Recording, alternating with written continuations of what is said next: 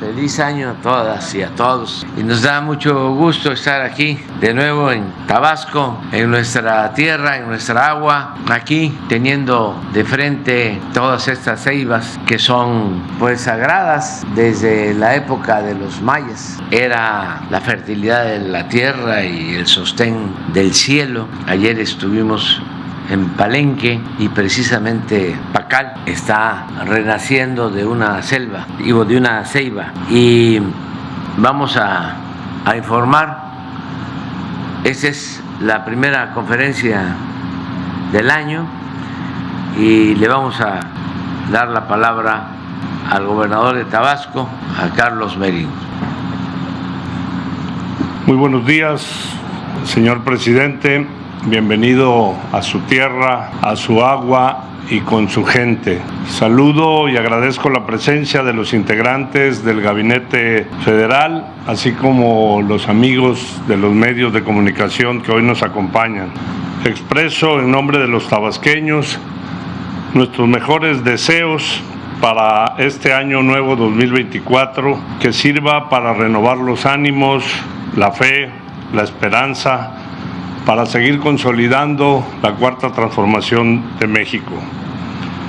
Quiero decirles a todos que nos sentimos muy honrados con su visita y agradecemos la distinción del presidente de la República, el licenciado Andrés Manuel López Obrador, por permitirnos ser anfitriones para la reanudación de este espacio de expresión, diálogo y debate en Tabasco. Siempre será un gusto contar con su presencia, señor presidente, pero mejor aún cuando ésta se da en el comienzo de un nuevo año, porque los tabasqueños, sus paisanos, estamos seguros que este será mejor que el anterior y juntos seguiremos haciendo historia. Expongo ante ustedes dos temas que son fundamentales en los trabajos de reconciliación de Tabasco, los cuales van de la mano y se conjugan para lograr el bien común de la población. El primero de ellos tiene que ver con el aspecto económico, en donde destacamos como un estado con una economía sólida y en franco desarrollo. Es un tema que no lo dice el gobernador de Tabasco, sino que lo reflejan los indicadores económicos. La actividad económica de Tabasco repuntó 11.5%, ocupando el segundo lugar nacional y siendo la tercera economía con mayor crecimiento del país. Esto hizo posible la generación de alrededor de 80,000 empleos, derivado del impacto positivo de los proyectos detonadores de bienestar y desarrollo y prosperidad, como son el Tren Maya, el Corredor Interoceánico, la línea FA, la refinería Olmeca y, por supuesto, todos los programas sociales. La cuarta transformación está comprometida con el rescate y la recuperación de la grandeza nacional que se privatizó durante el periodo neoliberal. Tal es el caso de la puesta en marcha de la nueva Mexicana de Aviación, primera aerolínea de México y una de las 3 pioneras de la aviación mundial. Hoy existe un solo México gracias a la cuarta transformación, porque hemos logrado equilibrar las potencialidades de todas las regiones del país, eliminando las disparidades y barreras sociales, económicas y políticas que la doctrina neoliberal promovió a través del individualismo, la división y la confrontación.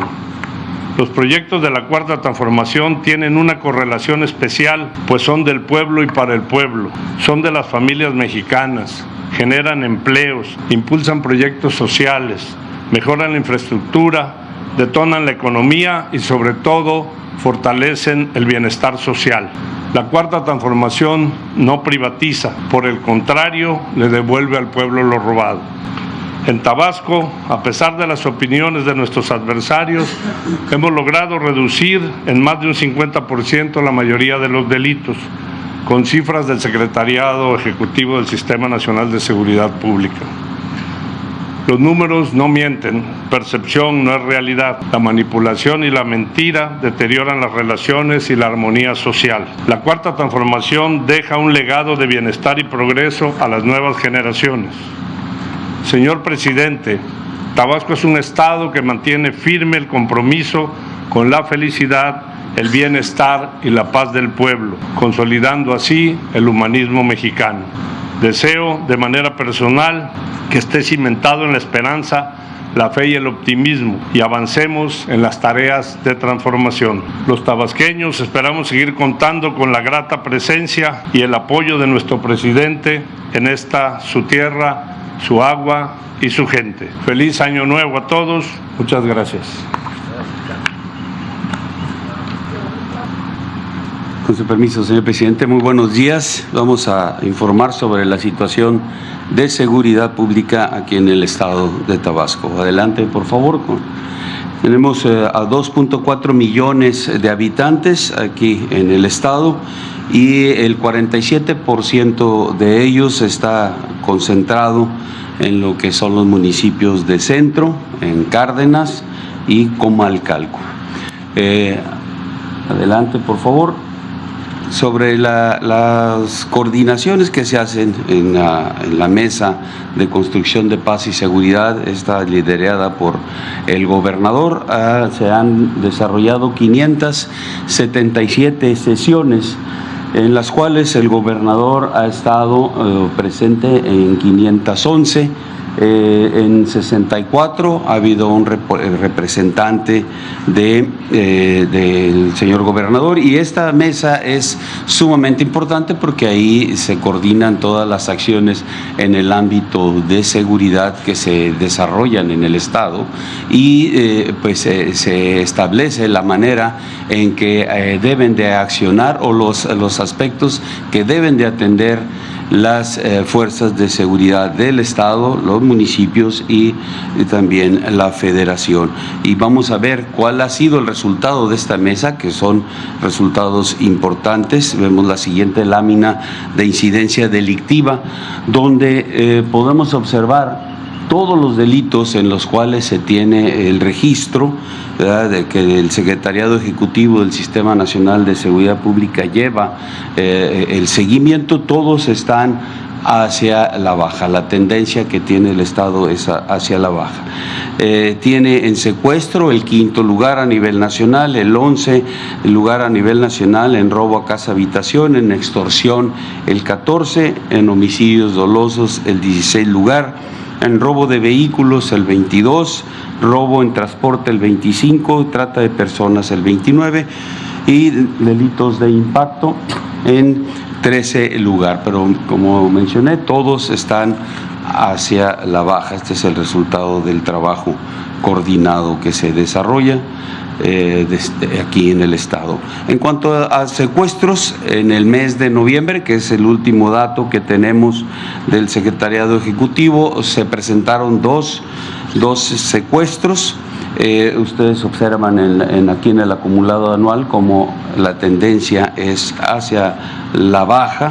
Como se citó, el robo a casa habitación, 63 delitos de robo a casa habitación, y también la tendencia en la gráfica se observa cómo va hacia la baja.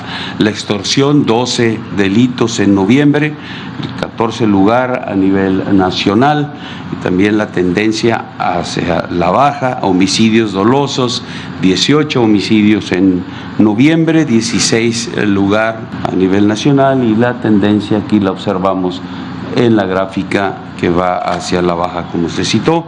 Robo de vehículos, 99 delitos de esta naturaleza en noviembre, la tendencia hacia la baja.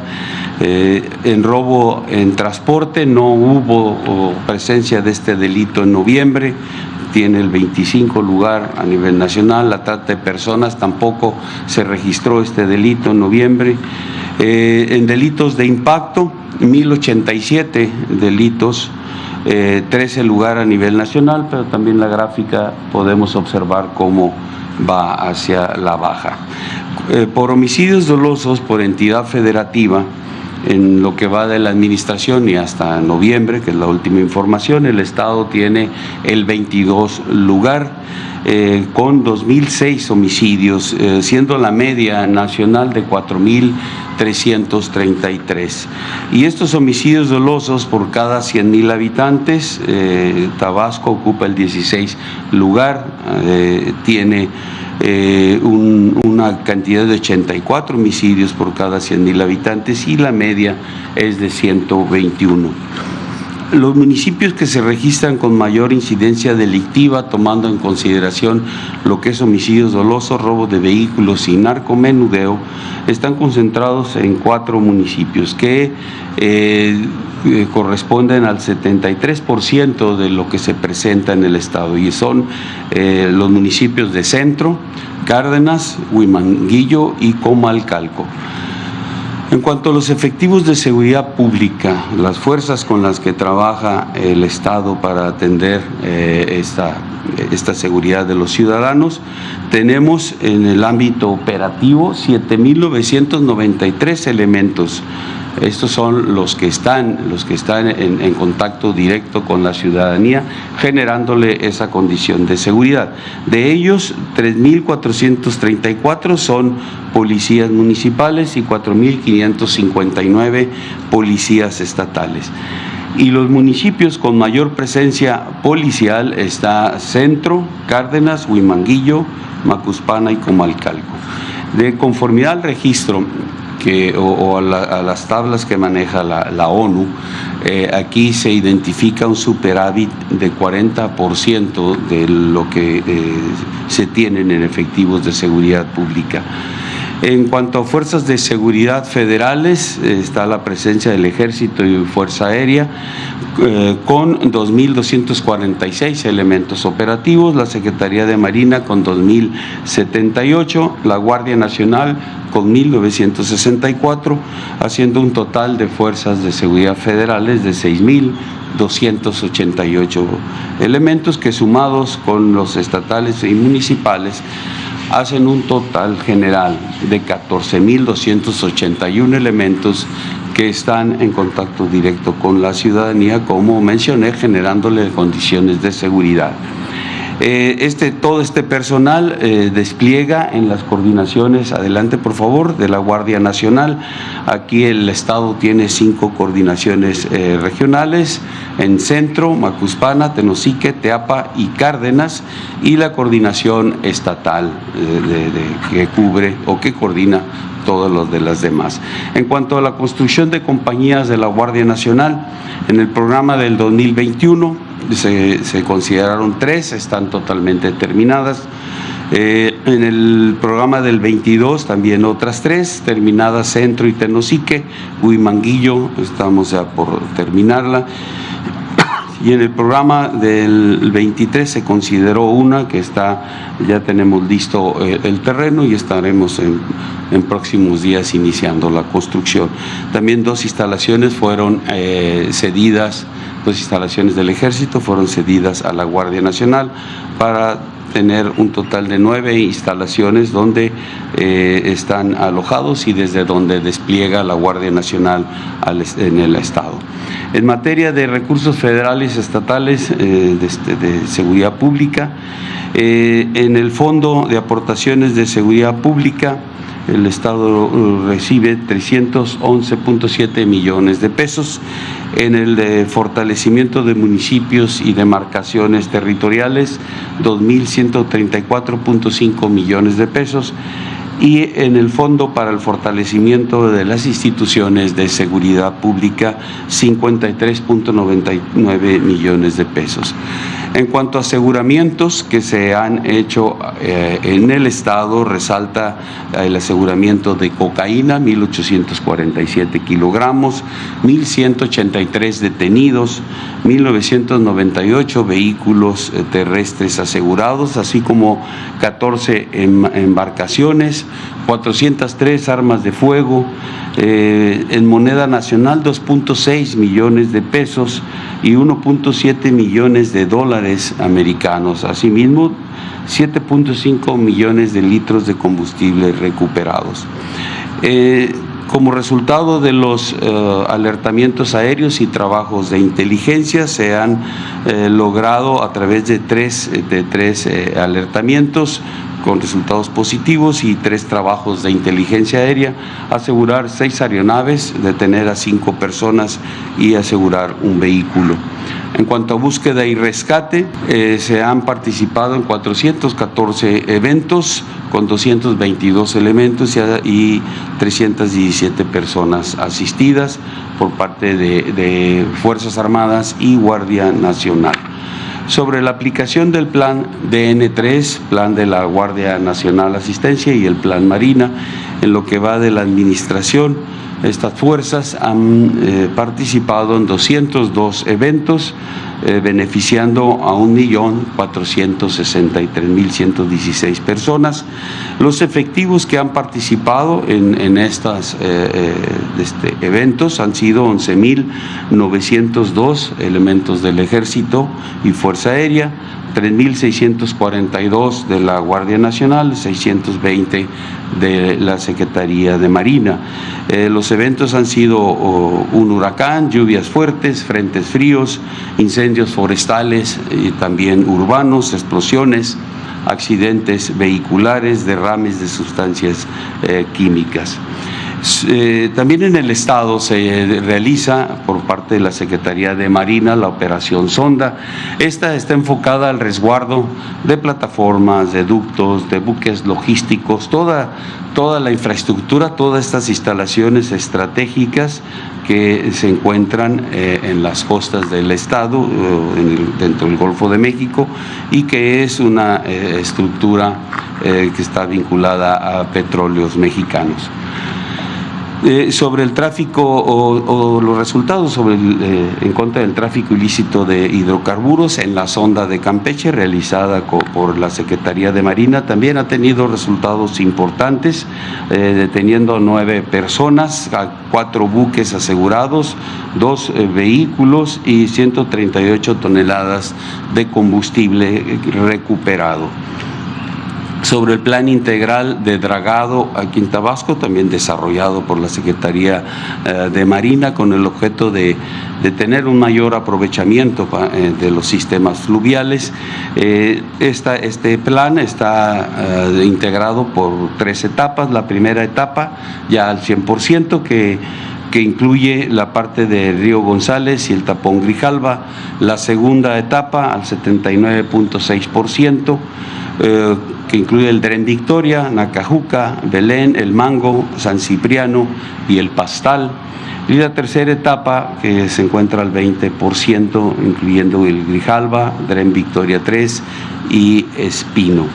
De forma general, todo este plan lleva un 74.86%. Es lo que tenemos por parte de seguridad en el Estado, señor presidente. Muchas gracias.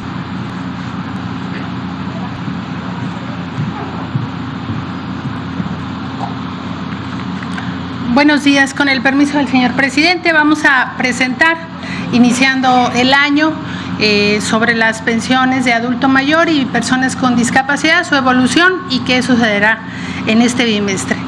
Adelante. En el bimestre de enero-febrero, que iniciará su pago el día de mañana, vamos a entregar esta pensión, este derecho a 12.101.000 adultos mayores. La inversión social anual para 2024 que se nos ha asignado es de 465.048 millones de pesos. Adelante. Como se había anunciado, en este año los adultos mayores recibirán 6,000 pesos. Se ha cumplido el compromiso del aumento del 25% anual a partir del 2021 y esta gráfica nos muestra la evolución que ha tenido el monto de la pensión. Desde el inicio del gobierno del presidente López Obrador, esta pensión ha tenido un incremento y de esta manera se cubre y se cumple lo que indica la Constitución respecto a que todos los años tendrá los programas de bienestar tendrán que tener mayor presupuesto. Adelante. En esta gráfica mostramos cómo se le dio el tratamiento al monto individual de cada uno de los adultos mayores, el monto que recibían en el sexenio de 2007 a 2012, recibían 1,000 pesos y durante todo ese sexenio no tuvo ningún incremento la pensión. Por otro lado, en el siguiente sexenio, del 2012 al 2018, solo incrementó 160 pesos. Y a partir del gobierno del presidente López Obrador, se cumplió el compromiso de duplicar el monto de la pensión a partir del 2019 y desde entonces ha venido presentándose año con año este incremento. Para 2024 se habrá multiplicado por 5 veces el monto de esta pensión que se entrega bimestralmente a las y los adultos mayores. Adelante. Esta gráfica nos muestra la inversión que se ha hecho de los 2 últimos sexenios anteriores al del presidente López Obrador, 67,859 millones de pesos en el sexenio del presidente Calderón, 211,886 millones de pesos en el sexenio del presidente Peña Nieto y en el sexenio del presidente López Obrador, 1,440,109 millones de pesos. Se ha podido realizar esta inversión gracias a las políticas de austeridad y de combate a la corrupción y aquí el día de hoy presentamos estos avances. Adelante. Respecto a la pensión para personas con discapacidad, en este bimestre de enero-febrero estaremos entregando esta pensión a 1,482,000 derechohabientes, principalmente niñas y niños jóvenes menores de 30 años. Y como ya hemos venido informando, se han sumado cerca de 500,000 de personas con discapacidad a esta pensión, gracias a los convenios que se han firmado con los estados para que esta pensión sea universal. En este año vamos a ejercer 27,860 millones de pesos para ejercer este derecho. Adelante. El monto individual de la pensión para personas con discapacidad en este año será de 3,100 pesos. Como ustedes saben, esta pensión no existía solamente en la Ciudad de México desde que gobernó la ciudad el presidente. Hasta que él fue quien gobernó este país, quien gobierna este país, fue que esta pensión se estableció a nivel nacional y esta pensión también ha tenido un incremento a lo largo de todos los años hasta llegar a 3,100 en este ejercicio. Adelante. La inversión para este programa antes de este gobierno era 0 a nivel nacional y el monto acumulado ya del sexenio es de 111,396 millones de pesos. Para este ejercicio, como ya informamos, 27,860 millones de pesos están destinados a esta pensión. Y en el caso, adelante. Gracias. De los estados que ya han cubierto la universalidad de esta pensión, son 22 estados, todavía están pendientes algunos y vamos a seguir trabajando con ellos para poder alcanzar estos convenios que conviertan esta pensión a nivel universal en todo el país. Adelante. Y bueno, el día de mañana inicia el pago de las pensiones ya con el aumento. A partir del día 3 de enero y hasta el día 26 van a estar recibiendo los adultos mayores sus pensiones, sus apoyos con su tarjeta del Banco del Bienestar. Recordar que todos ya tienen una tarjeta, ya todo se cobra a través del Banco del Bienestar. El calendario es por letra y les pedimos que acudan el día que les corresponde. Y también, bueno, pues son buenas noticias, se nos ayuda la siguiente. Son las buenas noticias de este año para los adultos mayores, su incremento de 6,000 pesos de su pensión y para las personas con discapacidad a 3,100 pesos será el monto del apoyo bimestral.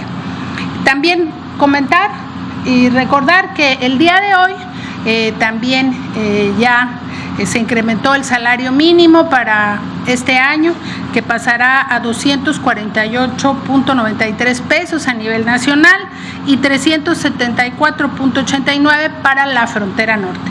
Y aquí en esta gráfica se presenta la evolución a partir del gobierno del presidente López Obrador en 2019, pasó de 118.24 pesos a 133.62. Y ahora se está cumpliendo el compromiso, se está duplicando, llegando a 110% del aumento esperado sobre el poder adquisitivo comparado en 2018.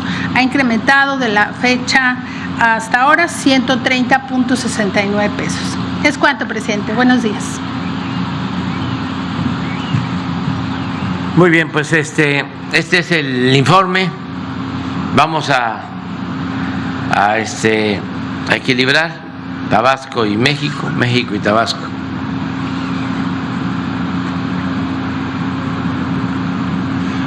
Buenos días, señor presidente. Antes que nada, feliz año. Buenos días al gobernador, al gabinete. También, feliz año también. Buenos días.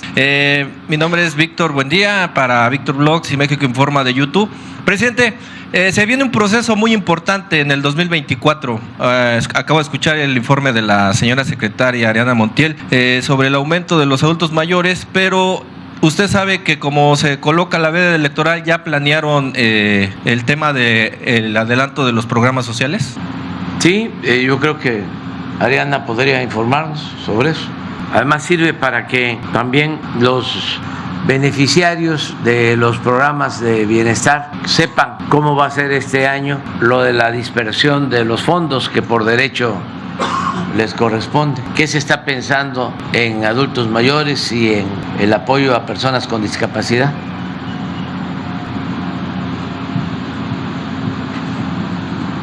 Gracias.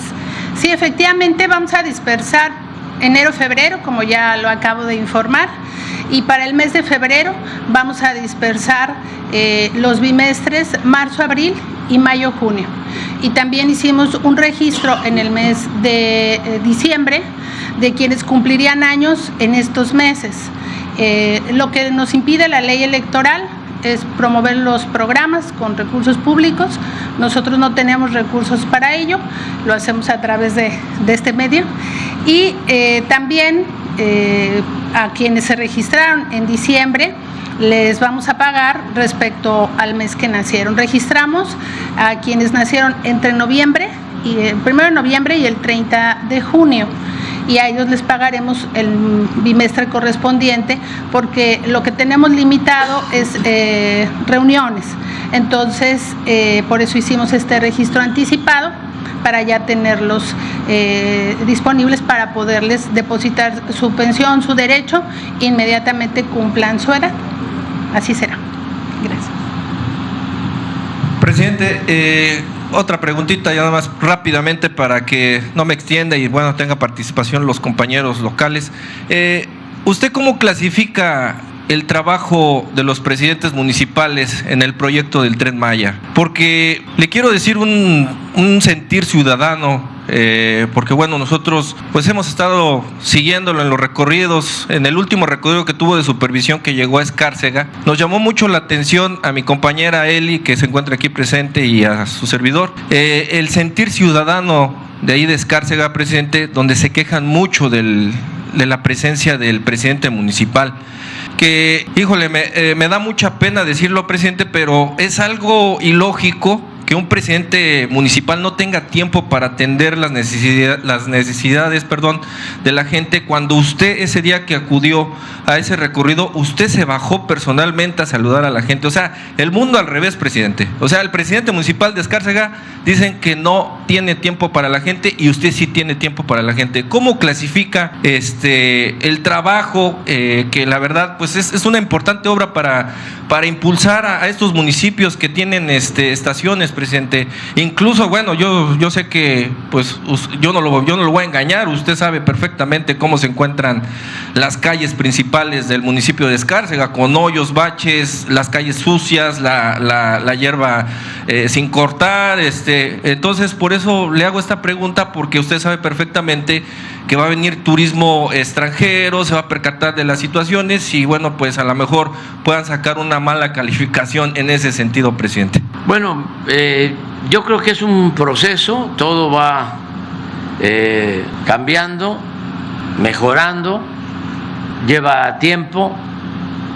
Antes, en realidad, estaban mal los tres niveles de gobierno. Yo creo que el peor era el gobierno federal. Paradójicamente, se cuestionaba menos al gobierno federal que a los gobiernos estatales y municipales, porque de tiempo atrás, por el autoritarismo, por la antidemocracia, por el presidencialismo, siempre se le daba un trato especial, había una consideración especial al presidente, y se le echaba la culpa a sus funcionarios y a los gobiernos estatales, a los gobiernos municipales, cuando en realidad el mal ejemplo lo ponían los presidentes, nada más que la percepción era otra. No hay, yo siempre lo he dicho, ningún acto de corrupción en donde no se entere el presidente. Me refiero a los grandes actos de corrupción, todo lo que hicieron de entregar los bienes de la nación, los bienes del pueblo a particulares, a un grupo selecto, a sus allegados, pues ni modo que lo autorizara sin consulta el secretario de Hacienda o el director de Pemex o el director de la Comisión Federal de Electricidad o el secretario de Comunicaciones y Transportes.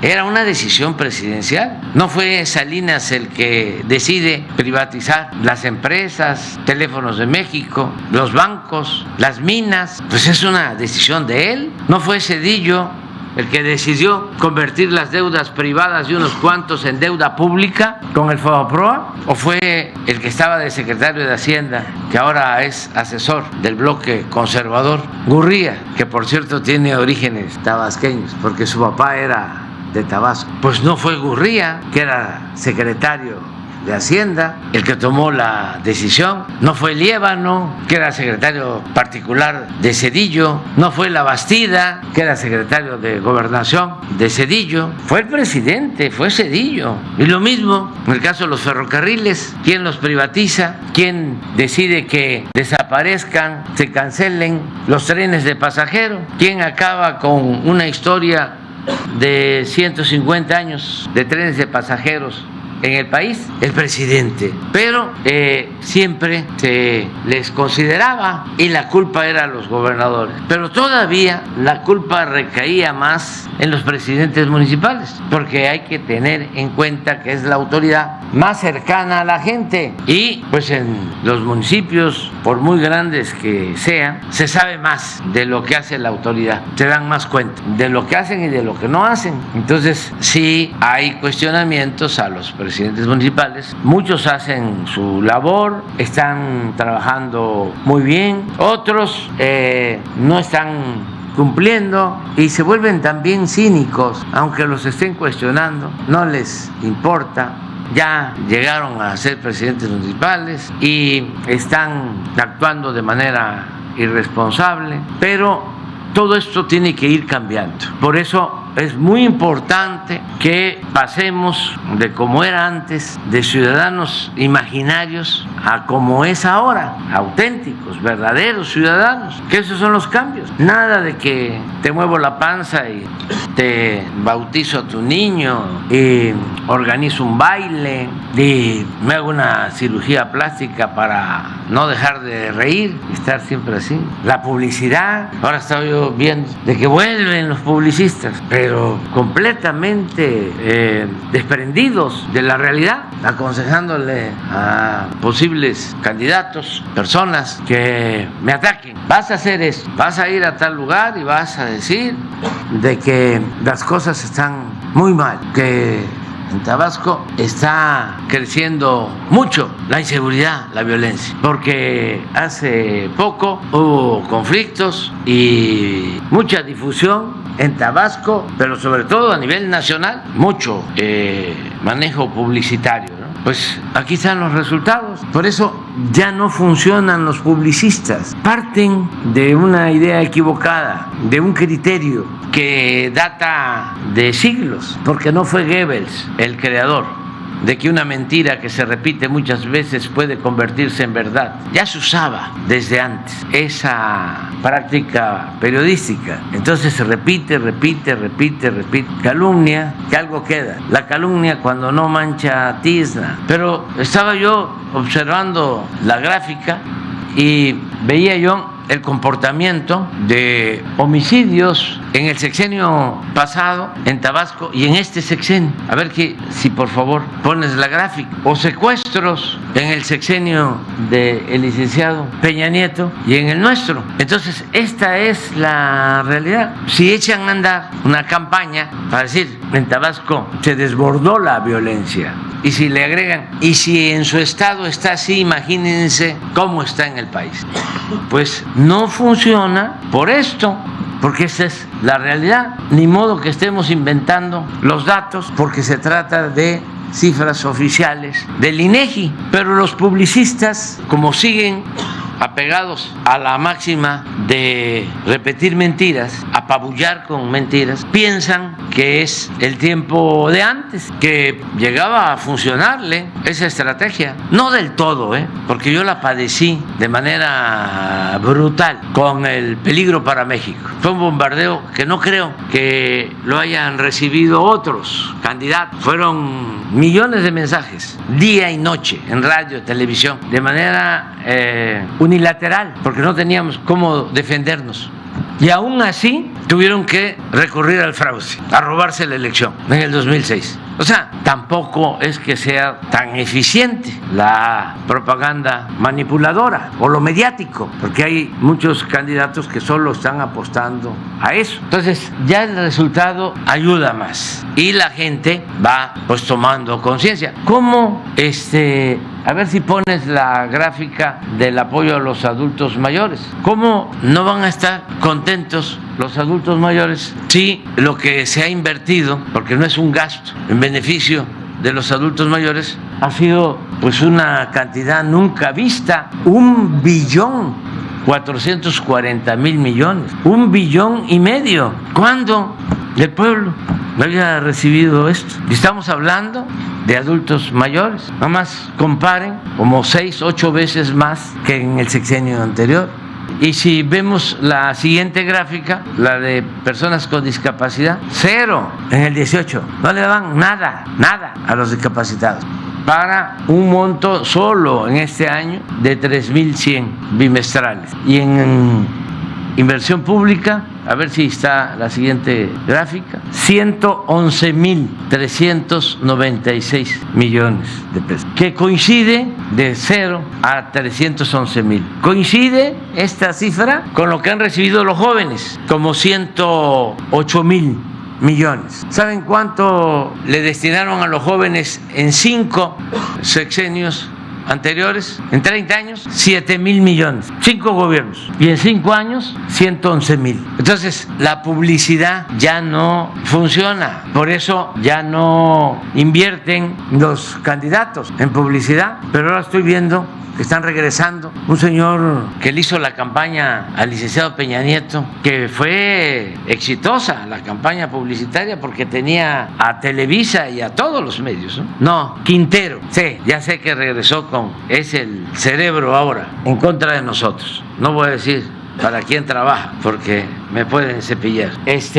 Todavía en el sexenio pasado estuvo de asesor y era de los que pasaba la charola a los potentados, a $1,000,000 por potentado, para la guerra sucia en contra mía. Y en la época del licenciado Peña Nieto, trabajaba en ese entonces en Televisa y tenía todo el manejo publicitario. Lo último que sé es de que se pelearon porque llegó a tener tanto poder que ya no tomaba en cuenta a los directivos de Televisa. Se convirtió en una potencia. Era como llegó a pasar con Gloria de Mola, que eran tan importantes, López Dóriga, Ciro ahora. Es capaz que si alguien le dice a, ¿cómo se llama el director, dueño de la televisora de Ciro? Olegario Vázquez. Olegario, o para socializar más, el director dueño de Fórmula. Azcárraga, Jaime Azcárraga. Jaime Azcárraga. Las dos buenas personas, pero son capaces de decir que no pueden con Ciro, porque es independiente. Yo todavía ando buscando a quien se los crea, pero llegan a ser líderes de opinión. Son los que reciben más dinero, ganan más, y también son los que más desprestigian al noble oficio del periodismo, porque la mayoría de los periodistas actúa con ética y con honestidad. Por eso no dejemos de diferenciar a las empresas de la comunicación, de la información, mejor dicho, de la manipulación, a los periodistas. Son cosas distintas. Poco a poco van a ir cambiando los presidentes municipales, la gente va a tener más cuidado en elegirlos. Ahí es donde se pueden hacer muchas cosas, ver bien quién es el candidato, que no vaya a ser un falsario, que tenga principios, que tenga ideales. Si no le llega a tener amor al pueblo, que cuando menos le tenga respeto al pueblo. Lo ideal es que le tengan amor al pueblo, pero lo mínimo es que respeten al pueblo. Va a depender mucho de los ciudadanos, de no dejarse engañar. Y esto tiene que ir cambiando. Por eso es muy importante la democracia, porque las riendas del poder en una auténtica democracia la tiene el pueblo. El pueblo es el que va a decidir. Antes no era así. Los jóvenes deben de saberlo. Y los no tan joven, era imposiciones de arriba. El presidente ponía a los gobernadores. Estoy hablando de una práctica que duró siglos, más de 100 años. El presidente pone a los gobernadores. Es una regla no escrita que definió Porfirio Díaz y luego la renovó o se le atribuye a él el presidente Ruiz Cortines. El presidente pone a los gobernadores, a los diputados federales, a los senadores, y los gobernadores ponen a los presidentes municipales y a los diputados locales. Esa era la regla. Incluía también al Poder Judicial. El presidente ponía a los jueces, magistrados y ministros, y en el caso de los estados, los gobernadores ponían a los presidentes del Poder Judicial local, al Supremo Superior. ¿Cómo es? Supremo Tribunal, sí, al Supremo Tribunal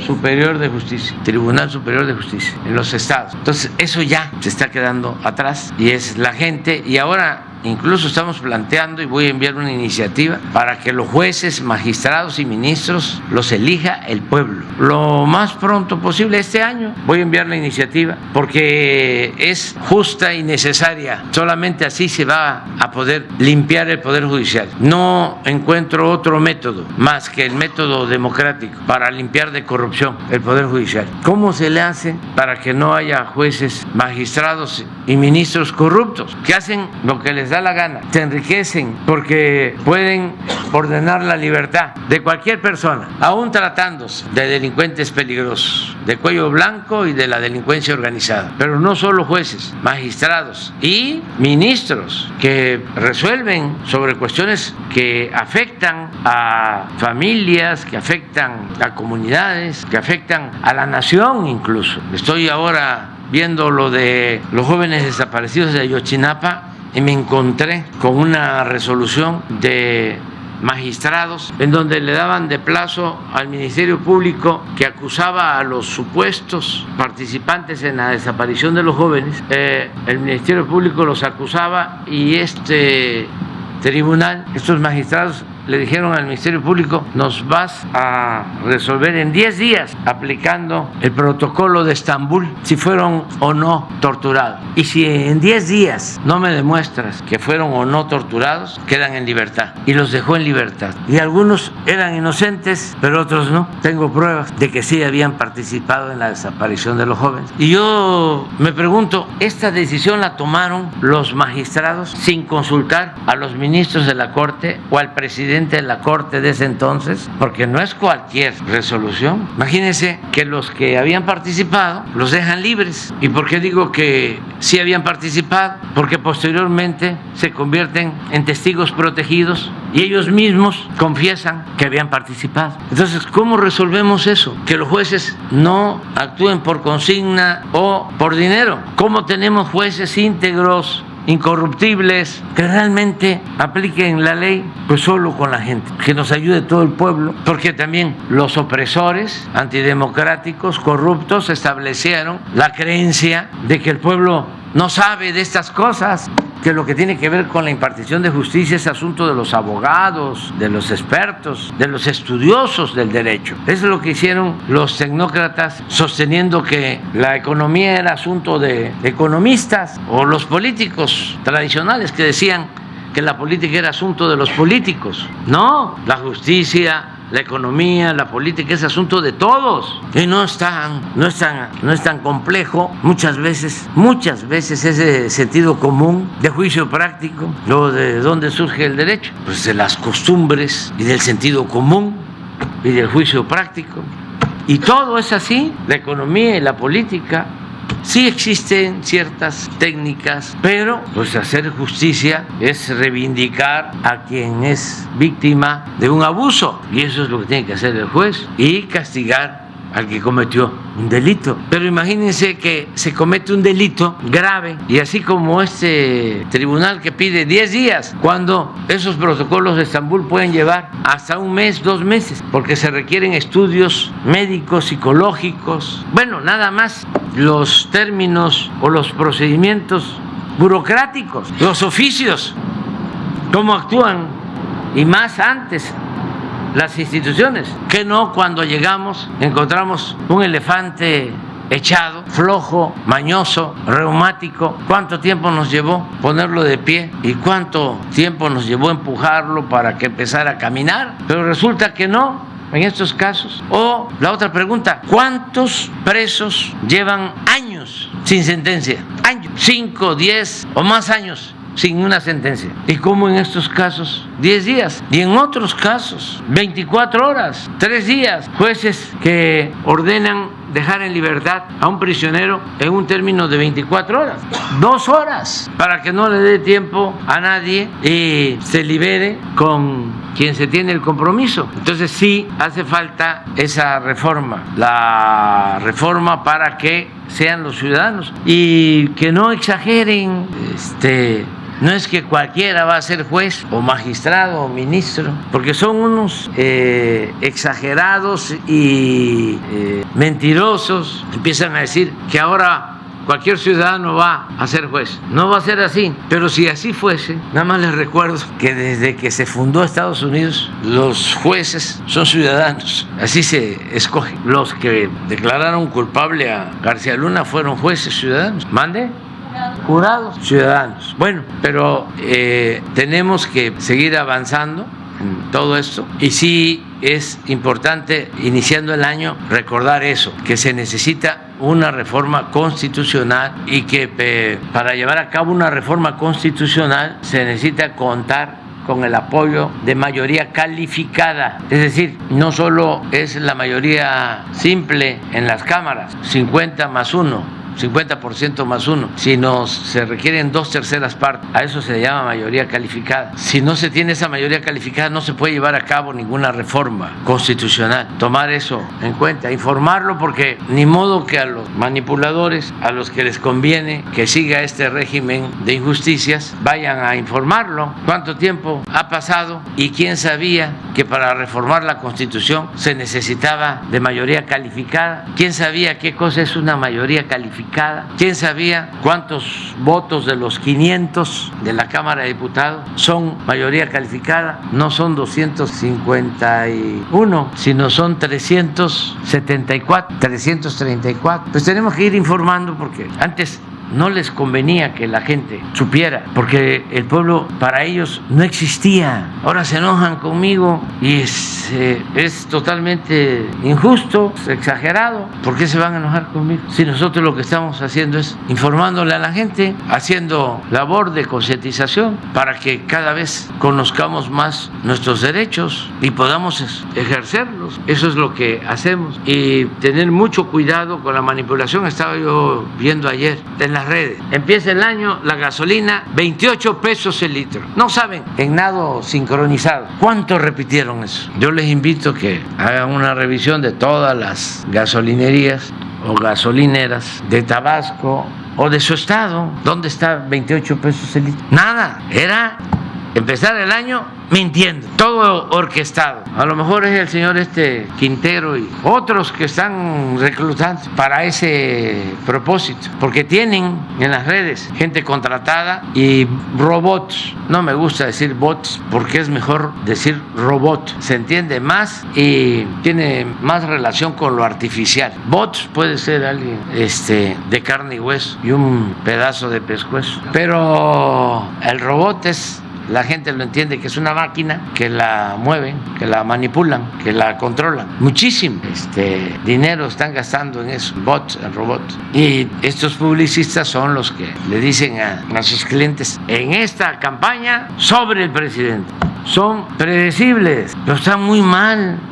¿por qué no se dirigen a los jóvenes que van a votar por primera vez? Que le digan, te vamos a garantizar el derecho al estudio, vamos a entregar más becas, pero además cuando termines vas a tener garantizado tu trabajo y va a ser bueno tu salario. Eso no, que el presidente se ríe, pues que quieren que yo esté petrificado, así, que callen como momia, ¿no? Que se calle el presidente como si fuese una momia. Pero es muy interesante, o sea, nada más por empezando el año, a nadie se le puede negar un consejo. No lo he visto, no, pero no, yo no sé nada de eso. Sí, pero no. Tabasco. Digital Redes Sociales Sur Tabasco. 2 proyectos muy importantes para Tabasco: el acueducto de Usumacinta, que tiene que ver con la planta potabilizadora, y lo que tiene que ver con el malecón de Villahermosa. ¿Para cuándo se irán a terminar ambos proyectos? Bueno, yo pienso que la línea que se está tendiendo, la construcción de esta línea de río a río, así es, ¿no? Es por el Paseo Usumacinta. Sí, es que el río de la Sierra, ¿por qué no lo explicas? El río de la Sierra traía más problemas de agua con lodo y el Carrizal es agua más limpia. Entonces es una inversión con ese propósito, pero el que tiene todos los elementos es el gobernador. Y en el caso del malecón, decirles que voy a regresar a finales de este mes a inaugurar. A finales de este mes voy a regresar a inaugurar, porque ya se está por terminar. Lo único que les estoy pidiendo a los vecinos y también a Carlos y a la presidenta municipal, que se ayude a chulear todas las casas del malecón, porque es una obra muy bonita y se necesita mejorar también las fachadas. Hay casas, sí, hay casas abandonadas, y es una obra que le hacía falta a Villahermosa. Las ciudades más bellas del mundo, o muchas de las ciudades más bellas del mundo, son atravesadas por ríos, y la zona de los ríos, por ejemplo, Chicago, París, Londres, Roma, son ríos y sus malecones bellísimos. El río nuestro es un río muy bello. Entonces, el malecón, es un paseo importantísimo, es un lugar muy bello. Eso lo concibió así don Carlos Madrazo, que llevó a cabo una modernización urbana excepcional, y ahora nosotros hicimos el compromiso de terminar ese malecón, y ya estamos por concluirlo. No sé qué se va a hacer con el Cine Sheva, pero pues Carlos debe tener más información. Aún si no se puede modernizarlo, cuando menos que se pinte.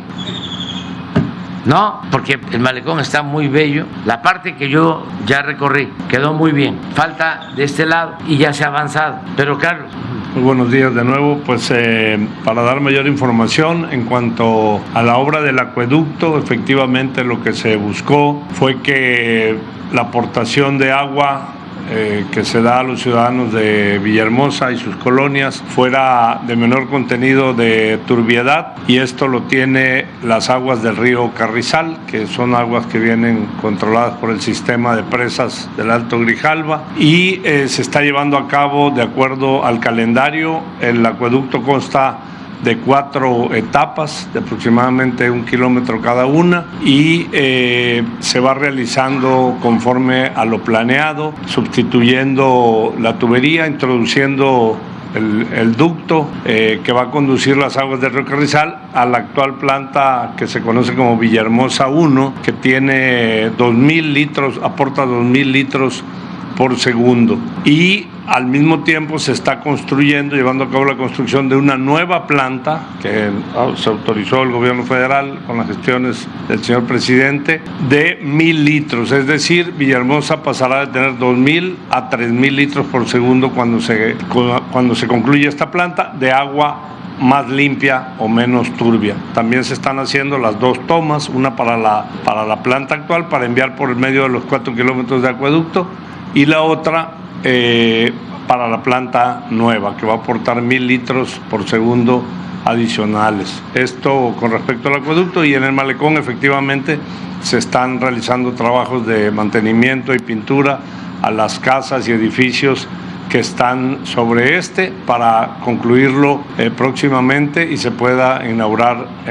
Ya está inaugurado la parte de gaviotas y ahora se va a sumar la parte del malecón de Villahermosa, que va avanzando también muy bien. ¿Cuánto?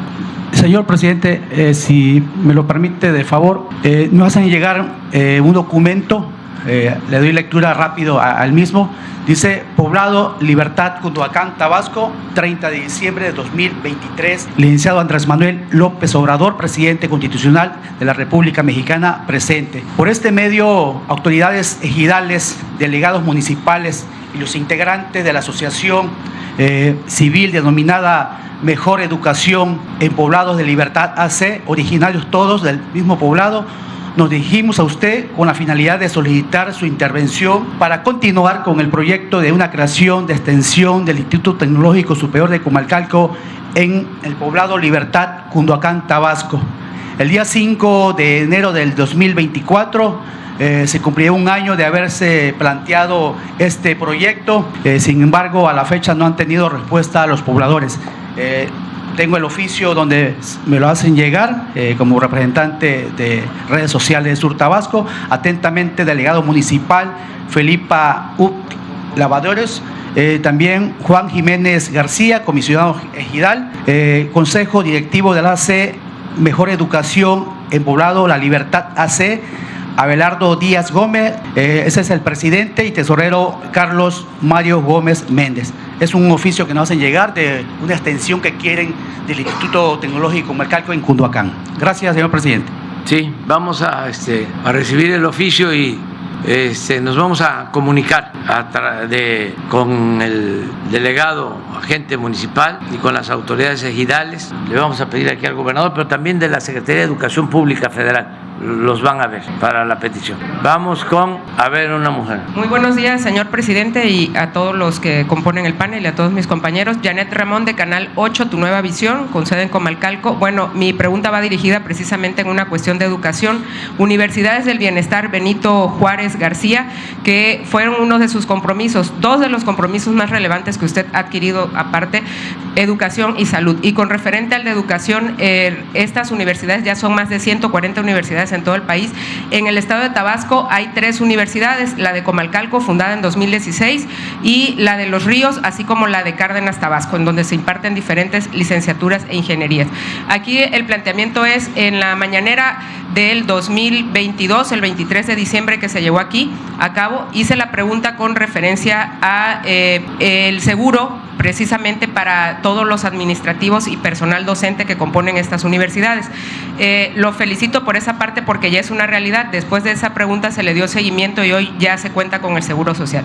La siguiente pregunta que va relacionada con eso es que aún no se cuenta con la basificación que se había comentado que se iba a dar a docentes y administrativos, así como el incremento a la cuota de beneficio que perciben precisamente por los servicios que se dan en estas universidades. Quería saber si ya hay algún plan precisamente en desarrollo para darle continuidad. Ya se cuenta con lo que es el Servicio de Seguridad Social, ahora sería lo que es la basificación para estos docentes y administrativos y el aumento en la cuota que se percibe. Voy a verlo.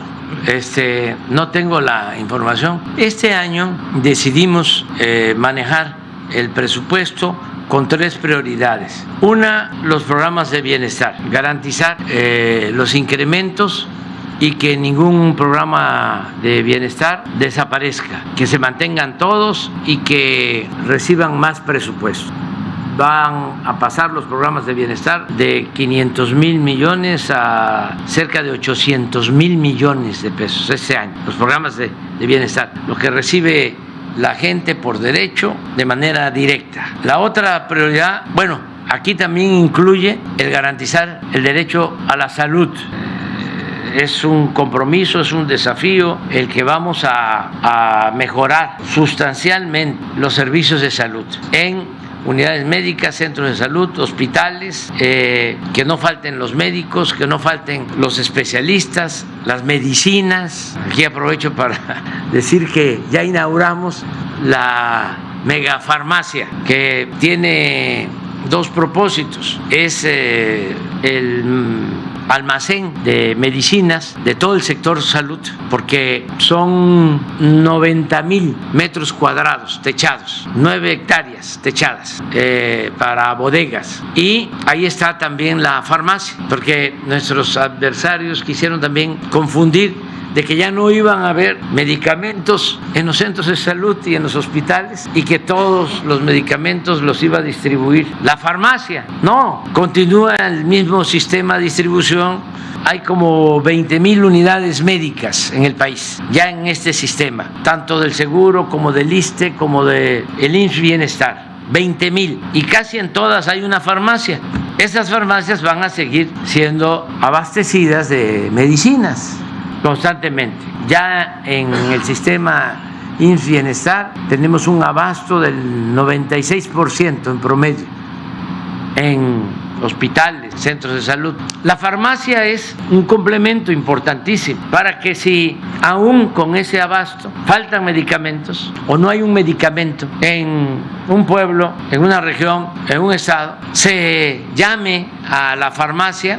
En 3 horas se hacen los enlaces para ver si ese medicamento no está en algún centro de salud, en algún hospital, en algún almacén del Seguro Social, y se lleva a el paciente. Y si en 3 horas no se encuentra el medicamento, entonces sí, sale el medicamento de la megafarmacia y en un plazo no mayor a 48 horas, hasta en los lugares más apartados, va a estar el medicamento. Ese es el propósito. Entonces, son los compromisos que tienen que ver con el bienestar. Lo segundo es que tengamos presupuesto para que no queden obras inconclusas, que todo lo que iniciamos se termine. El Tren Maya, que se termine el malecón, que se termine el acueducto, que opere sin ningún problema la refinería de Dos Bocas, que se termine el proyecto del Istmo de Tehuantepec, que terminemos de habilitar 100,000 hectáreas de distritos de riego en el norte y muchas obras. Que no quede, que se termine el tren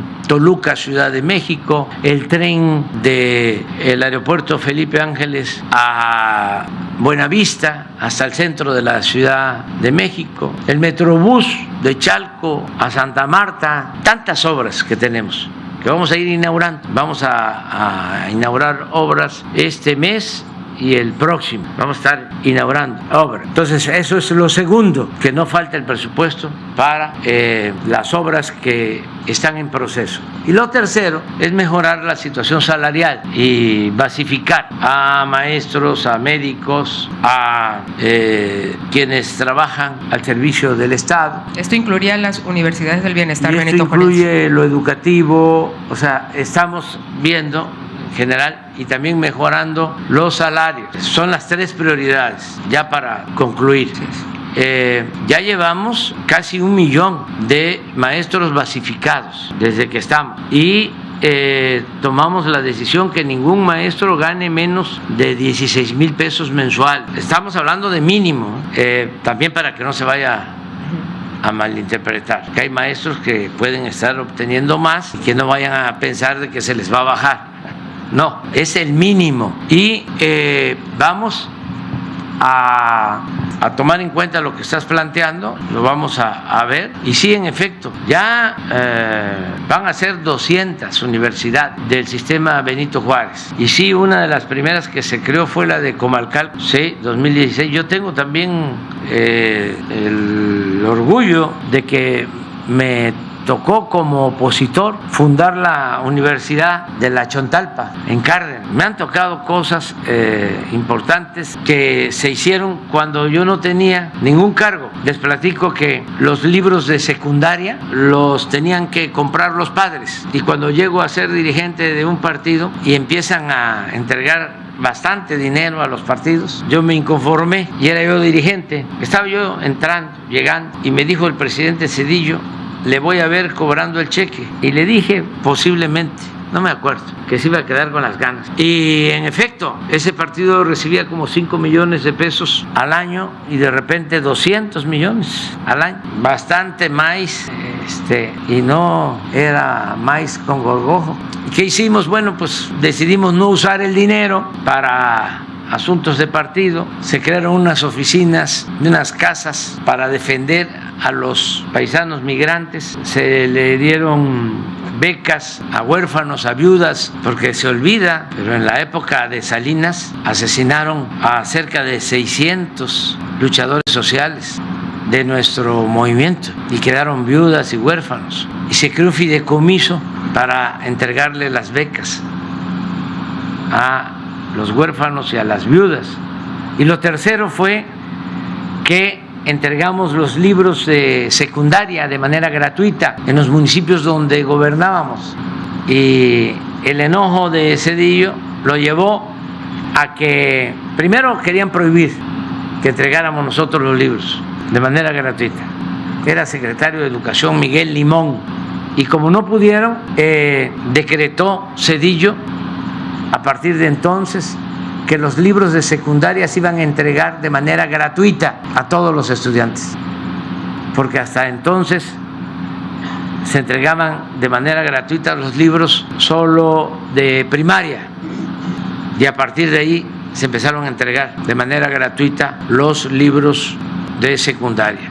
Les cuento otra también importante: sin tener cargo, por nosotros se permitió a los partidos contratar tiempo en radio y sobre todo en televisión, porque hasta 1997 ni pagando nos transmitían mensajes en televisión a quienes éramos opositores, aún contando con partidos legalmente registrados. Y a partir de entonces, por gestiones nuestras y protestas nuestras, se permitió por primera vez que se contrataran tiempos en televisión a los partidos. O sea, sí han habido cosas importantes, aportes importantes. Por eso yo, cuando dicen cargos, y sí, son importantes los cargos, pero hay que pensar más en los encargos,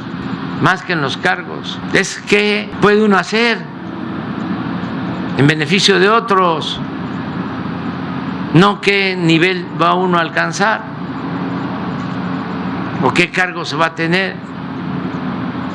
Hay servidores públicos que más que el cargo, lo que aportan para el desarrollo del país, para el bienestar del pueblo, es mucho más que el cargo. Aquí está el caso del secretario de la Defensa, pues es importante el cargo, pero todo estaba pensado para tareas militares. Y en las misiones de la defensa, en las 5 misiones, había una, la 4ª misión, que tenía que ver con el apoyo de la Secretaría de la Defensa y del Ejército para el desarrollo nacional, contribuir en la creación, en la construcción de obras para el desarrollo nacional.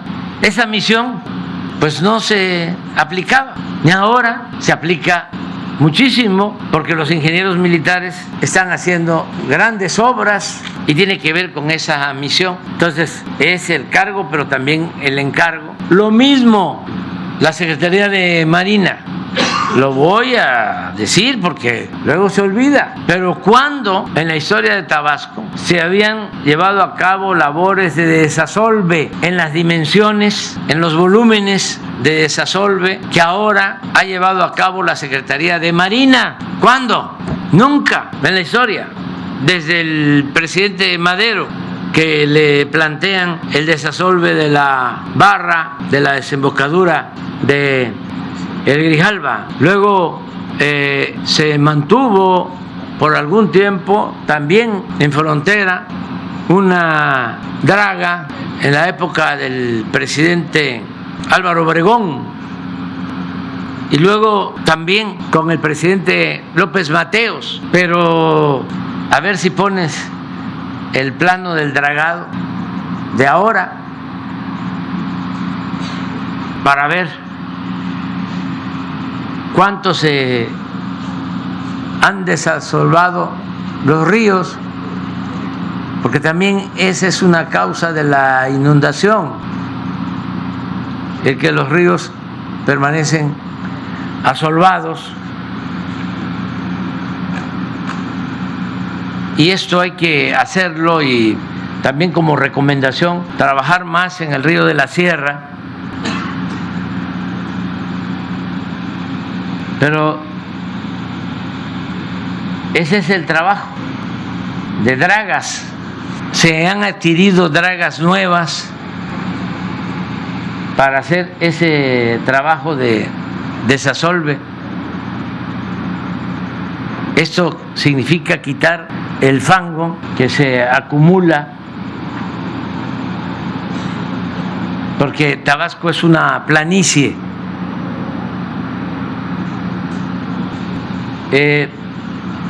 Entonces todos los ríos vienen de Chiapas, de la parte alta, y vienen arrastrando lodo y se van taponeando los cauces de los ríos, y esta es una labor importante para que en épocas de lluvia no haya desbordamiento, o sea, menor el desbordamiento. Es profundizar los cauces, que no se salga de cauce el agua. Y también ahora tenemos más control de las presas, que era un problema. ¿A qué habían llegado los neoliberales corruptos? Les cuento, en el Grijalva hay 4 hidroeléctricas, infraestructura que se hizo con ingeniería mexicana, inversiones públicas muy importantes, además con el propósito de control de las avenidas y de generar energía eléctrica barata y no contaminante, porque es energía limpia la que se produce en las hidroeléctricas. Empiezan a entregar los permisos para las empresas extranjeras para generar energía eléctrica desde Salinas, que reformó una ley secundaria violando la Constitución para entregar las concesiones a particulares, sobre todo extranjeros, y empiezan a limitar la generación de energía de la Comisión Federal de Electricidad, y crearon un sistema para que se decidiera qué plantas podían subir la energía generada a las líneas de transmisión y qué plantas no. Pues toda la preferencia se la daban a las plantas privadas. Eran las que tenían el llamado despacho de energía, eran las que subían primero y se pagaba muy cara esa energía. Y estas plantas hidroeléctricas se mantenían subutilizadas. Si una hidroeléctrica tiene 4 o 5 turbinas, solo se usaba una para que no compitiera con la empresa particular.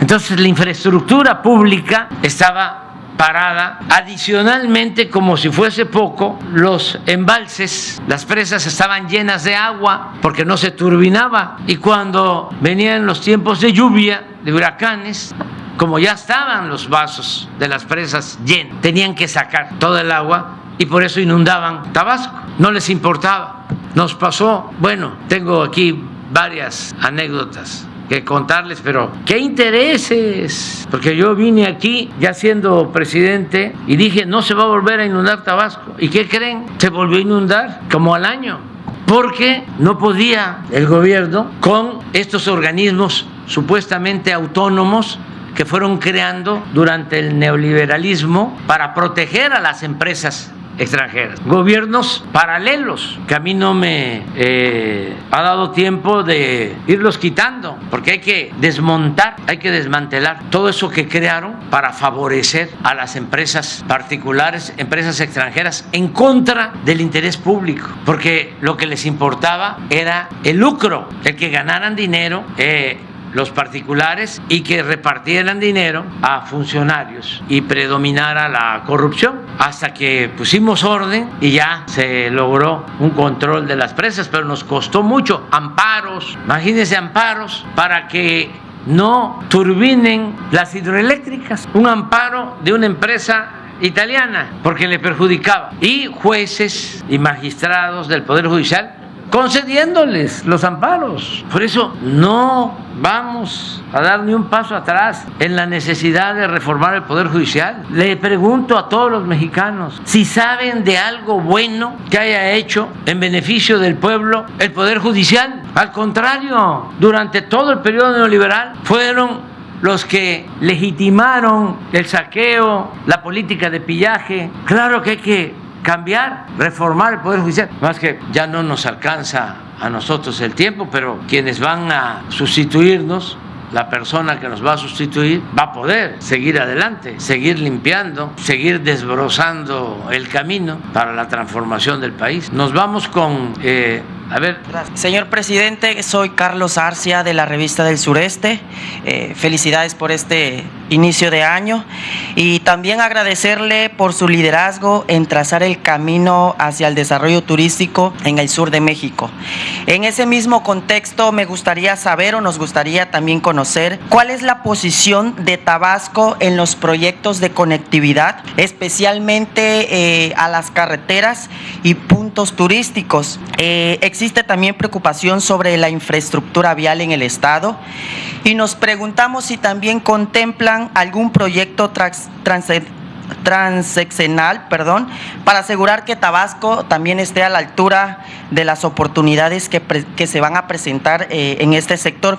Y la otra pregunta, ¿cuáles son las iniciativas específicas para mejorar la conectividad y el desarrollo turístico en Tabasco a largo plazo? Gracias. Bueno, nosotros vamos a concluir también la línea del tren del Istmo, de Coatzacoalcos a Palenque. Es decir, esa línea beneficia a Veracruz, Chiapas y Tabasco.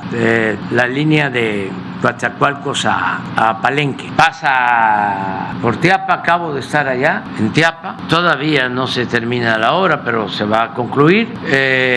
Va a quedar bien el Puente San Manuel, aquí aprovecho para decirlo, estamos teniendo cuidado en que resistan sus bases y se va a modificar la estructura. De todas maneras, hacia el mediano plazo se va a necesitar construir un nuevo puente. O sea, también la gente debe de saber esto. Va a pasar el tren por Teapa, Tacotalpa, una parte muy cercana a Jalapa, Macuspana, la estación de Macuspana se va a rehabilitar y de ahí a Palenque, y ya de Palenque se conecta con el Tren Maya, que es todo el circuito. Ese es un proyecto para el turismo muy importante. Yo creo que van a seguir visitando Tabasco muchos turistas nacionales, extranjeros. Tabasco tiene uno de los museos más bellos y mejor montados del mundo, que es el Museo de la Venta, el Museo de las Cabezas Colosales Olmecas. Ese museo lo creó el maestro Pellicer a la orilla de la Laguna de las Ilusiones. Él promovió que se comprara ese terreno y él promovió que se movieran las piezas de la venta a Tabasco con equipo de Pemex de ese entonces, en los años 50, 60 y del siglo pasado, y se trajeron las cabezas colosales. Yo recomiendo mucho a los que les gusta y se interesan, y además a todo el pueblo, de que conozcan estos vestigios, estas piezas arqueológicas que pertenecen a la cultura madre, a la cultura olmeca. No quiero exagerar, no, mejor no lo digo. porque se va a malinterpretar. Pero bueno, es muy importante lo de Tabasco. Más se cae el mito de que en el trópico no se pueden crear obras de arte, no se puede escribir por el clima, por el calor. No.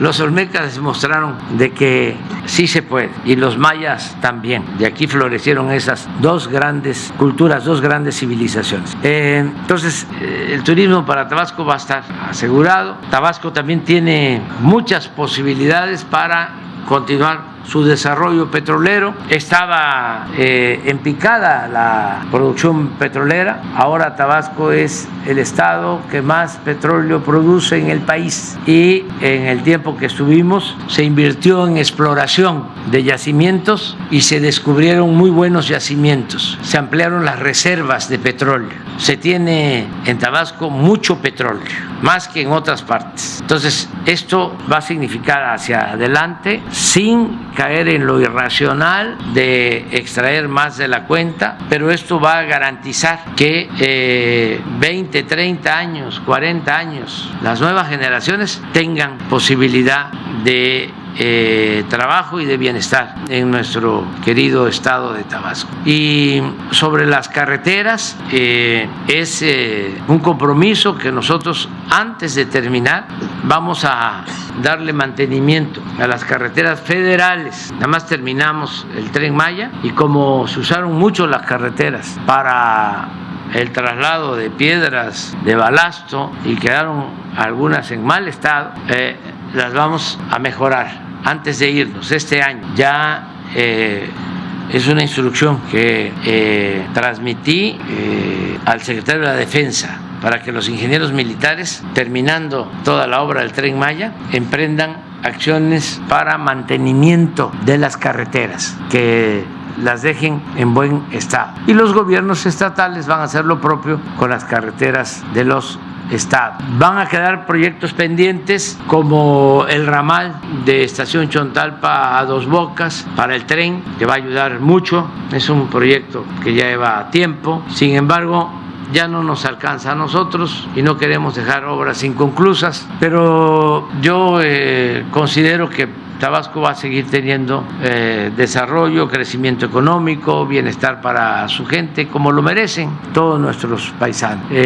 Y el sureste en general, y todo México, porque está creciendo todo el país. El fenómeno, lo que no se veía en décadas, es que creciera más el sureste que el norte, como sucedió este año. Eso no se veía. El sureste está creciendo casi al doble que el norte, pero es una reivindicación, es un acto de justicia, es un reconocimiento a lo mucho que ha aportado el sureste al desarrollo nacional. Porque imagínense cuánto petróleo han extraído del sureste. ¿De dónde han sacado más petróleo? ¿De qué región del país? Casi todo el petróleo que se ha extraído, con la excepción de los años 20 del siglo pasado, pero desde hace 50, 60 años o más, es el sureste el que ha aportado todo el petróleo para el desarrollo del país, y no se le regresaban apoyos del gobierno federal, no se compensaba al sureste, y ahora sí, llegó el tiempo del sureste, y yo estoy pues muy convencido de que así va a ser hacia adelante. Además, pues, es cosa nada más que los camarógrafos paneen, que para que la gente disfrute de las ceibas. Es un primor, un Edén, un paraíso. Ya nos vamos.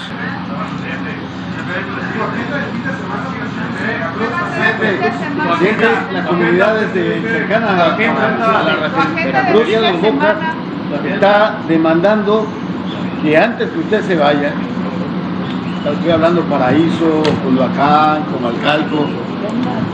Comalcalco, Paraíso, Culhuacán, Cárdenas, Jalpa, Nacajuca, incluso del centro, está pidiendo o está planteando que antes que usted se vaya, no se sabe si mediante un decreto, establezca que la refinería Dos Bocas, cuando menos contrate el 30 o el 50% del personal de la región, sobre todo los municipios que le estoy comentando, porque están lamentando que se crió la refinería, pero actualmente o los que están, porque se van a quedar cerca de 1.300, 1.500 que la van a operar a futuro, casi están contratando personal de Veracruz.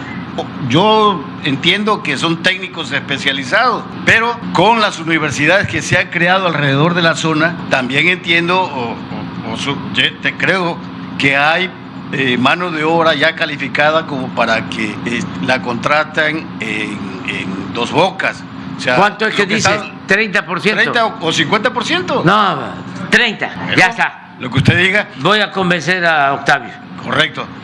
La otra es, bueno, esto es personal. Aquí tengo una publicación que hizo usted. Sí, pero aquí viene un ensayo de usted que publica la revista de la Universidad del 85, después de 2 años que usted renuncia al PRI o renuncia a la dirigencia estatal del PRI. Estamos hablando del 16 de agosto del 83, cuando usted abandona el PRI. Y en el 85 publica, aquí en la revista, que comparte créditos con Enrique González Pedrero, Adolfo Gili, muchos, que incluso Aguilar Camín está aquí. El párrafo último, en el 85, usted ya todavía reconocía que el Estado mexicano, o quienes estaban al frente del Estado mexicano,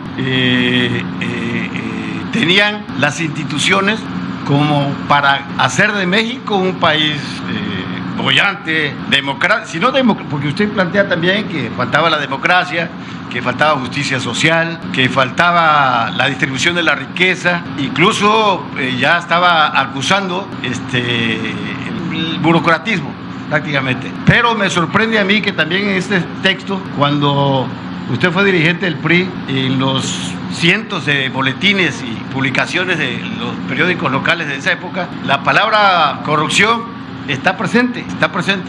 Pero en este texto, ni una. Mi inquietud es, a ver, ¿cómo veía usted porque creo que lo hizo cuando estaba en el Instituto del Consumidor, el ensayo, ¿no? Yo digo, a ver, si como dirigente del PRI todos los días desayunaba corrupción, comía y cenaba corrupción, y ahora, ¿por qué no menciona la palabra corrupción? ¿Qué pasó en ese tiempo? ¿O qué estaba pensando usted? No, ya hablaba yo de corrupción. Es una cuestión de tiempo y de lo que escribía. Yo abandono el PRI fundamentalmente por eso. Y te recomiendo un libro, y en la próxima lo constatamos. Un libro que escribí a finales del 88. Este es el 85. 85. Bueno, 3 años después. Bueno, el fraude electoral. Sí. Del 88, con prólogo de Carlos Monsiváis. Así es. Se llama Tabasco, víctima del fraude. Así es. Sí. En ese libro hago una reflexión sobre el porqué mi salida del PRI. Sí. Y hablo de la corrupción. Pero te voy a dar otros elementos. Creo que sí, antes hablé de eso, de la corrupción. Pero no solo hablé, fui director del INI y combatimos la corrupción y el caciquismo y le dimos su sitio, su lugar a los chontales. Ahora en mi nuevo libro cuento algo sobre eso, de cuando inicié mi vida pública en Tabasco, en la zona indígena chontal. Y sí trato el tema de la corrupción, pero más en el 88. Sí. O sea, 3 años después.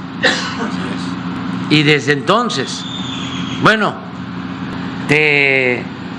no quiero usar la palabra reto, te convoco a una entrevista en Palenque después en octubre. No, esa no.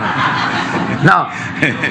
Te convoco. Que por cierto me debe la de 2015. Sí, te convoco a que me presentes a un dirigente político que haya hablado más de corrupción. No hay. En el país. No hay. En la historia. No hay. 32 años y no sé, nada más crearon el Instituto contra la Corrupción, pero sí, fantasma. Sí, al final podría decir que teníamos razón. Es el principal problema de México, la corrupción, y se le hacía a un lado en el análisis no solo en el discurso político, en el periodismo, en la academia, no se trataba el tema. Por eso es muy fina tu observación de que como en ese libro, ¿sí?, no hablo de la corrupción, que desde luego existía, imperaba, aun cuando es importante también soslayar, señalar que la corrupción que rompe todos los límites es la que se da durante el gobierno de Salinas. Eso es algo único. En temas de corrupción, hasta Porfirio Díaz, Obregón, eran niños de pecho en comparación con Salinas, con lo que significó el gobierno de Salinas. Por eso hace poco le hice una pregunta a una gente que lo conoce bien y que sabe de estas cosas, de los adinerados, de los afortunados, y le pregunté: ¿quién es para ti el presidente vivo, expresidente vivo, incluyéndome desde luego, con más dinero, el más rico? Ni lo pensó. Salinas, me dijo. ¿Quién sabe si sea cierto, no? Pero es que hubo muchos negocios, muchos, al amparo del poder público. No se llegó a demostrar que su hermano Raúl sacó $100,000 millones de un banco famoso de Estados Unidos hacia Suiza, y al director de ese banco famoso lo corrieron. $100 millones, perdón, dije 100,000, $100 millones, 100 millones de dólares. Y para los que defienden el Poder Judicial, todo ese dinero se le devolvió. ¿Queremos eso para el futuro? ¿Queremos que siga eso? ¿Ustedes qué opinan? Ya no. Si así lo piensa la mayoría de la gente, entonces pueden contratar a los publicistas más siniestros o perversos, pueden destinar cayucados de dinero, costales de dinero a la publicidad, pero no, la gente ya no quiere eso. La gente quiere que haya honradez, que se acabe la robadera para siempre, el bandidaje oficial, que el dinero del presupuesto se distribuya con justicia, que le llegue a todos, como era antes. ¿Le llegaba el presupuesto al pueblo? No. Si acaso en épocas de elecciones, migajas, las despensas, el frijol con gorgojo, los pollos, los patos. Me acuerdo que aquí en Tabasco decíamos: no queremos candidatos ni de pollos ni de patos. Materiales de construcción, dinero en efectivo, chivos, borregos, puercos, cochinos, marranos. Sí, molinos, me acuerdo, molinos, y le fueron subiendo porque luego eran aparatos electrodomésticos y luego tarjetas. Me acuerdo que en el 2012 tarjetas Monex y Soriana, hasta tarjetas para hablar por teléfono.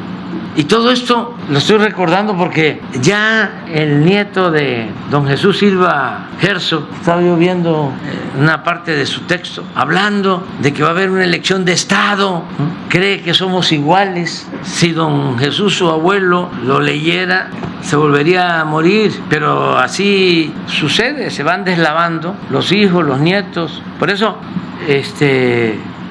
hay que juzgar al responsable, no a los hijos, no a los nietos, si son buenos o son malos. No, es un asunto hereditario, no es de genes, son circunstancias. Pero ayer o antier escribió eso, y ahora están todos estos pseudointelectuales. ¿Le puedo leer un párrafo de don Jesús Silva Herzog que está aquí sobre la derecha? A ver. Se lo leo. Para él se lo dedicamos. Claro. Al nieto, que está en el Reforma, pero así están todos los escritores ya. Hay uno que lleva años defendiendo al PAN, a ver si me acuerdo, pero que cada 10 minutos en contra, también un pseudo intelectual, Crespo, José Antonio Crespo.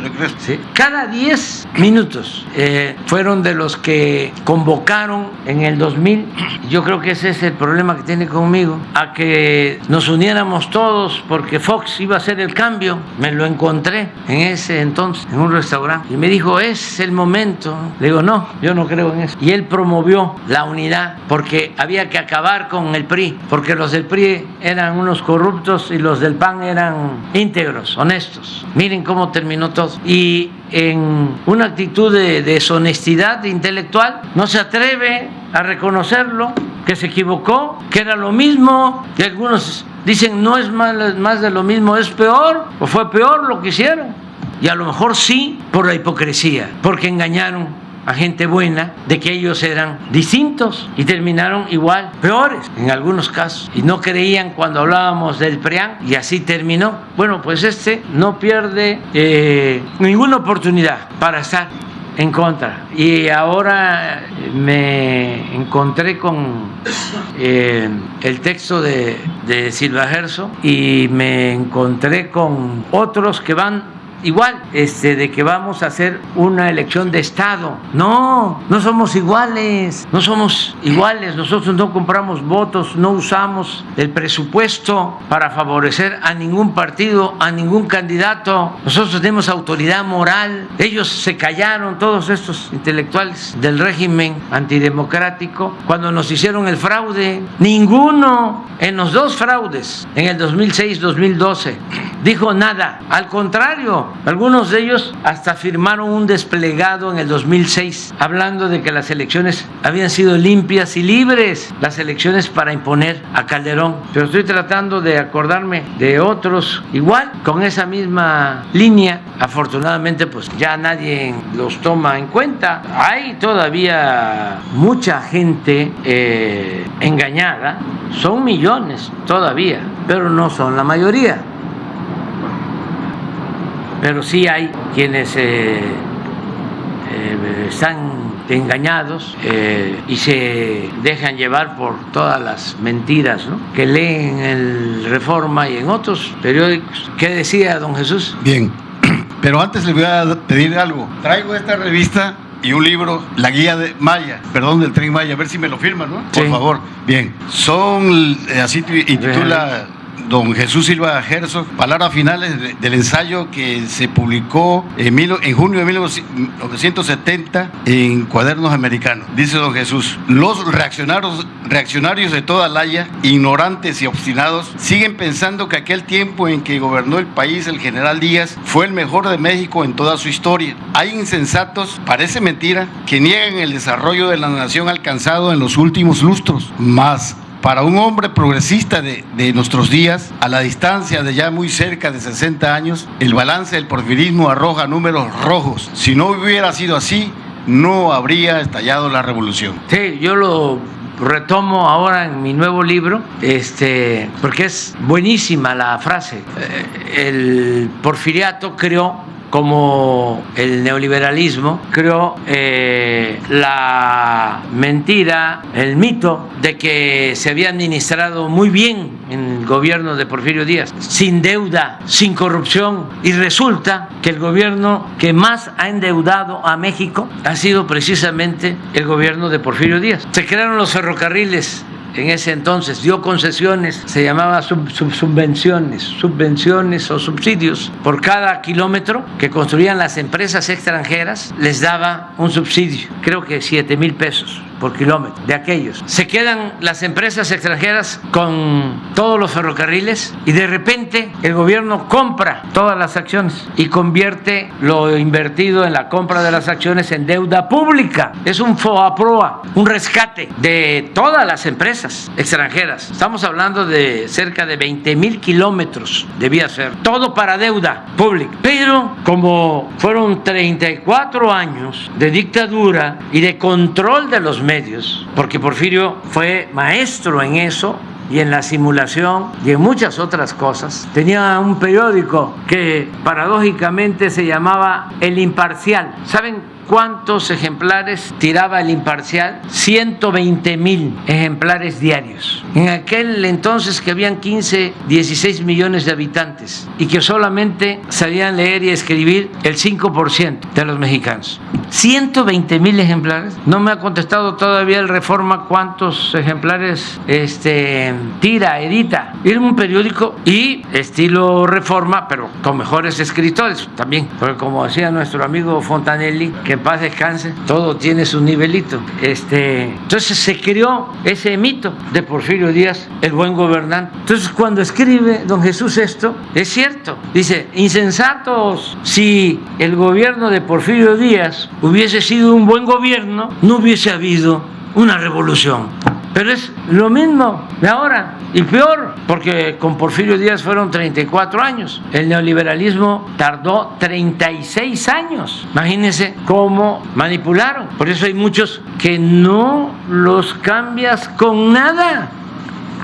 No los cambias con nada. Todo lo que se hace está mal. El Tren Maya, ¿por qué lo de Mexicana? ¿Por qué la pensión? ¿Por qué el apoyo a los jóvenes? Todo está mal. Y ahí están. ¿Ya vistes que se demoró el Tren Maya? ¿Ya vistes que no salió a la hora mexicana? Y así, por el estilo. Entonces, eso de don Daniel, y digo de don Jesús. Y tenía una frase también extraordinaria. Todo esto le puede ayudar al nieto. Tenía una frase así que decía don Jesús Silva Gerso: progreso sin justicia es retroceso. Y es profunda la frase, porque sí nos importa la modernidad, pero forjada desde abajo y para todos. ¿Qué vamos a estar pensando solo en el progreso, en la modernidad? ¿Saben cuándo hubo progreso en Tabasco? Mucho progreso en el Porfiriato. Fue cuando se inauguró el alumbrado público, cuando se construyó el palacio, cuando había conciertos de piano, de violín, en Villahermosa, San Juan Bautista. Sí, pero ¿saben cómo se logró ese progreso? Con la esclavitud de los peones en las monterías que los esclavizaban, los llevaban a los cortes de madera de la caoba que se cortaba en Tenosique, en toda esa región maderera, en la Lacandona, y por el río Sumacinta bajaban miles de trozas para embarcarse en frontera a Europa y a Nueva York, porque era la reina, sigue siendo la reina de las maderas, y se usaba para las construcciones más lujosas de Europa, la caoba. Pero el que trabajaba en una montería era un esclavo. ¿Cuándo hubo progreso en Yucatán? ¿Cuándo se construyó el Paseo Montejo? En el Porfiriato. Pero se hizo todo eso con la esclavitud de los mayas. El progreso del Enequén se hizo con el trabajo esclavo de los mayas y de los yaquis deportados desde Sonora. Nosotros no queremos un progreso así, no queremos esa modernidad, queremos una modernidad forjada para todos, que le vaya bien al de arriba, desde luego, pero que también le vaya bien al de abajo y a las clases medias y a todos. Esa es la justicia, y darle más al que tiene menos, y que no se preocupe Silva Gerso ni ninguno de ellos, todos estos intelectuales conservadores que son muy deshonestos intelectualmente hablando, y también no solo en lo intelectual, muy deshonestos. Que no se preocupen, las elecciones van a ser limpias, libres, la gente va a votar por el candidato, por la persona que quiera. Nosotros no vamos a repartir nada, ni vamos a utilizar el presupuesto, ni vamos a actuar como ellos. Somos distintos, nos da mucho orgullo no tener un pensamiento conservador. Les debería dar pena, sobre todo a los que de una u otra forma están vinculados con familiares que pensaron con humanismo, que pensaron en el pueblo. Yo empecé a tomar conciencia cuando en la prepa leí el libro La Revolución Mexicana de don Jesús Silva Gerso, gran hombre, gran historiador, una gran persona, progresista. Incluso todavía su hijo, Jesús Silva, que fue secretario de Hacienda, era también progresista, aunque ya formado en universidades de Estados Unidos, ya traía ese enfoque neoliberal que ya estaban introduciéndonos centros de poder económico, los organismos financieros internacionales, pero era distinto. Ya Jesús, con todo respeto, nieto o hijo de Jesús Silva Gerso Flores, me tocó ser contendiente, porque él fue candidato del PRI para la jefatura de gobierno en el 2000, y yo fui candidato también con él, y por el PAN Krill. Además, una gente muy buena y con sentido del humor. Sí, una vez le dije en un debate, digo, apúrese, licenciado, se está usted quedando muy atrás. Estábamos en un debate en el Club de Industriales con Krill. Y desde entonces, pues, los potentados ya estaban apoyando, ¿no?, a Fox y a Krill. Ya Fox había dicho de que era necesario poner en práctica el FOBAPROA y ya estaba a favor, pues, de los saqueadores. Entonces ya se veía la cargada, ¿no?, de los potentados. Igual en el caso de la candidatura para la jefatura de gobierno. Entonces ya estaban alentando a Krill. Yo estaba en las encuestas en primer lugar, pero ya estaba cayendo Silva Gerso Flores a tercero y Krill a segundo. Y le dije, apúrese, licenciado. Hay que hacer campaña temprano y todo. Si no, le voy a mandar de regalo una hamaca. Le dije, el próximo, no me has mandado la hamaca, Andrés Manuel. Era extraordinario, una persona muy buena, muy buena. Vámonos ya, vámonos. El viernes va a el presidente, le quiero regalar a Río Blanco el domingo. La foto con la prensa. Y el viernes, señor presidente. El sábado, ¿qué tiene, presidente? La agenda, presidente. La gira, presidente. Una foto con la prensa, presidente. Se va el sábado. La foto, señor presidente. Señor presidente, quiero regalarle una foto, señor. Señor, una foto, señor. Una foto de su agenda de fin de semana, presidente, su agenda. Vamos a estar Oiga, presidente, la foto conmigo. en el aniversario de la represión de los obreros de Río Blanco. ¿Se va el sábado o el mismo domingo? ¿Mande? ¿Se va el sábado o el mismo domingo? Vamos a estar también de gira, pero va a ser de supervisión. No, también va a ser de evaluación. ¿Desde cuándo se va? Viernes, sábado, voy a estar en el Estado de México. Viernes, sábado. ¿Y el domingo en Veracruz? El domingo en Veracruz. En Río Blanco. ¿Se va el Voy domingo? a pasar también a Puebla. Pero se va el viernes, el sábado. ¿Cuándo se va a Veracruz? Me voy el viernes. Todo ligado. El viernes al Estado de México. El sábado, Estado de México, pero ya a pasar por Puebla para ir a dormir por allá. ¿Me puedo tomar una foto con usted? Venga. Muchas gracias. ¿Presidente, puedo yo, presidente? Muchas gracias. Presidente, ¿me regala una foto, presidente? ¿Me regala una foto, presidente?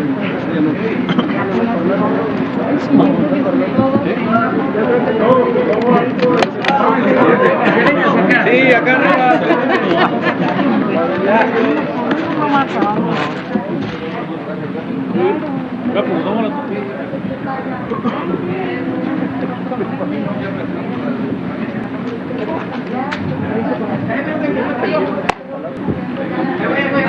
Acá, por favor.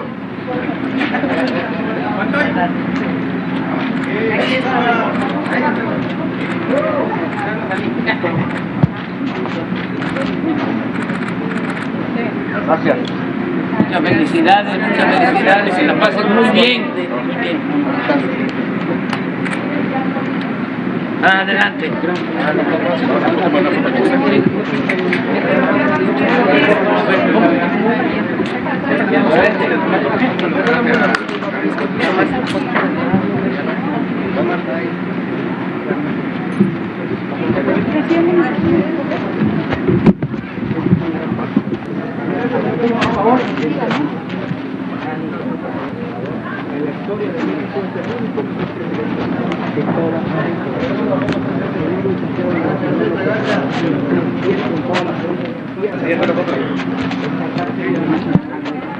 De parte de don Nacho Rodríguez.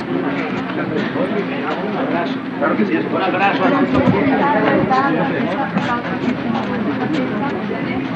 Gracias.